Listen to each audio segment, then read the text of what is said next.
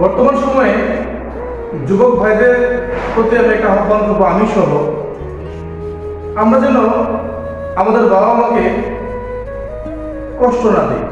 আমরা যেন আমাদের বাবা মাকে একটু সতর্ক হই। কারণ দেখা যায় এই বয়সটার মধ্যে আমাদের বিভিন্ন সময় বিভিন্ন কুচক্রী মহলের দ্বারা আমরা পথভ্রষ্ট হই। আমাদের সঙ্গী ভালো থাকে না, আমরা খারাপ সঙ্গের সাথে মিশে আমাদের বাসায় গিয়ে আমাদের বাবা মার সাথে খারাপ আচরণ করি।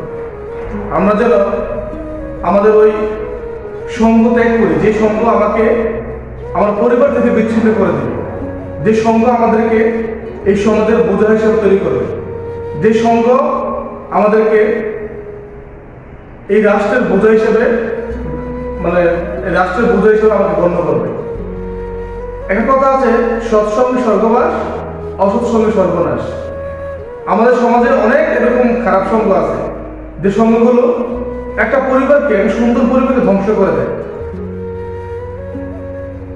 এবং আমরা যারা দায়িত্বশীল আছি,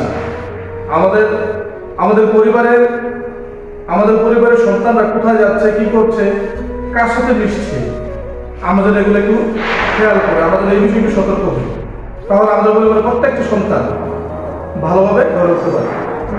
ধন্যবাদ সবাইকে।